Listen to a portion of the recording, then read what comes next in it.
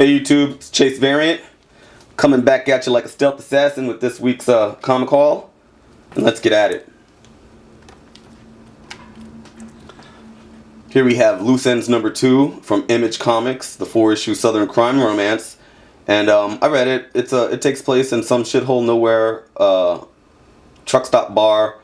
You know, there's a murder and these two people are on the run. It's kind of a formulaic story, and it's not well written. I'm not really enjoying the art much either, so meh. But I picked it up because I'm reading it, and I'll continue to read it. There's only 4 issues.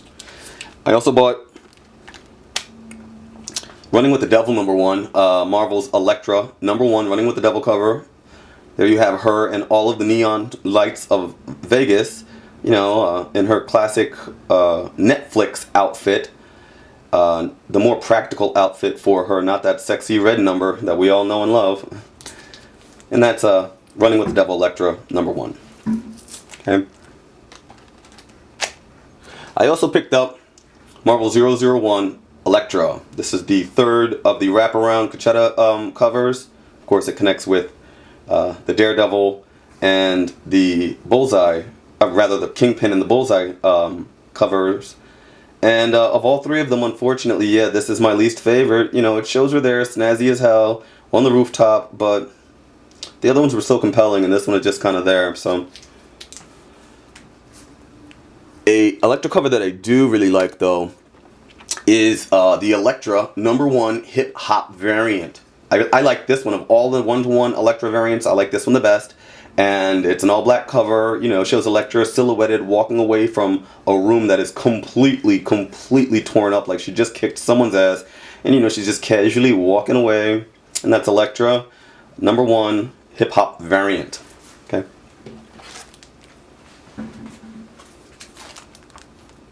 Okay. I also picked up Old Guard.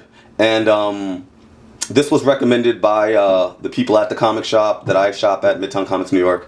And so I picked it up to see what's going on. And it is a story about a group of immortals who have, you know, been living forever, obviously, and have become mercenaries, killers for hire. And so they take jobs, they go around, they whack people, and it's a bloody affair. So it's definitely a book for mature readers. It's pretty interesting. So I'm glad I gave it a shot, and I would suggest if you guys are looking for something a little more mature and a little different, Old Guard is pretty interesting. And I picked up Death Be Damned. Death Be Damned came out rather the first week of this month, so this is not a book from this month. This is a Boom Comics, or Boom Studios rather, #1, Death Be Damned. And it's another story about an immortal, except this one was cursed by a shaman. She had her family murdered, and kind of Kill Bill style, she's off revenging, as it were. And she's it's all in the Old West, so it's all, you know, old-timey in terms of the verbiage. And the art inside is nowhere near as magnificent as this cover. The art inside is not that great, actually. This guy draws everyone's face where it looks the same. So the women look like the same as the dudes, except long hair and boobs. So I don't know. It's in the story is kind of derivative. Also, it's not the best telling of this type of story, but I picked it up. I picked it up mainly because of the B cover, and I loved this cover. I don't know why I didn't pick it up earlier in the week. I guess I didn't see it, but this is the B cover variant, the Wanted Dead or Alive Miranda collar for the Death Be Damned Boom Studios. And I love that, the blue, the red, the way it just looks so menacing. I really like it. So I picked it up, I bought it. It's not the greatest read, but I'll hang in there, at least for a while. And I also picked up She-Hulk #3. And this is the 1-in-25 variant. And, you know, it shows both versions of the She-Hulk, the newer, more muscular, more masculine She-Hulk, just with the older, more feminine, more comical She-Hulk in a cold out rear naked choke. It's crazy. I like it a lot. She-Hulk, I've been reading it. It's a real slow burn, man. It's a real slow burn. It seems as though it's leading to the reveal of a new bad guy, but nothing's been revealed so far. It's just all character building in the first 3 issues.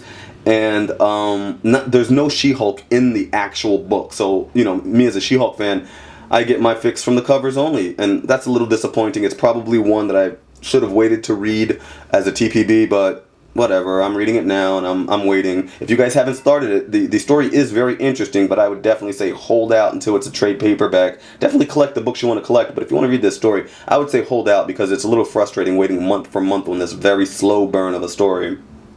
Okay. And I picked up this month Crypt of Screams! Crypt of Screams from American Mythology Productions, and this is a #1 issue, and this is what it seems like. This is a classic horror anthology book, and it's written and illustrated by Mike Wolfer, who's really worked very hard to get this book to press, and this cover is beautiful. At first glance, it kind of reminded me of a Francis Ford Coppola's Bram Stoker's Dracula, the movie poster for that. But, you know, the ingenue in the arms of death is actually a very common horror trope.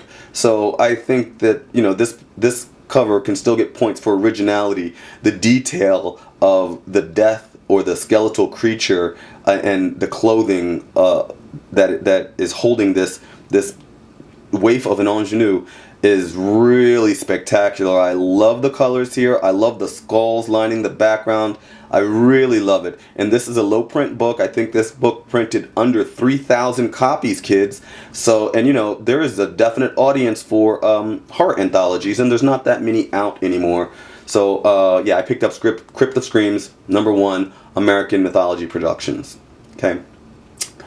I also picked up dun, dun, dun, dun, another Elektra.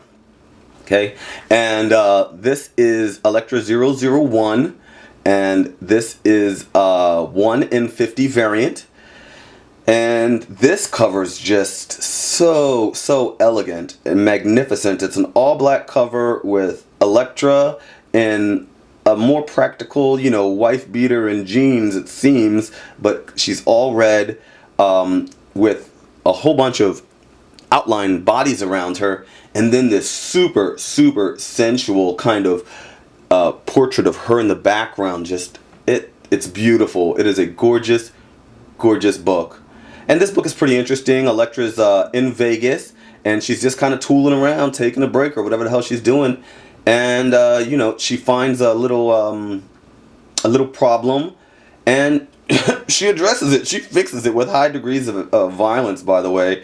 This book does have a bit of a feminist tinge, which is always fun, because there's so much masculinity in comics. When you do get something that is very kick-ass and has a very effective feminine tinge, you know, I enjoy that.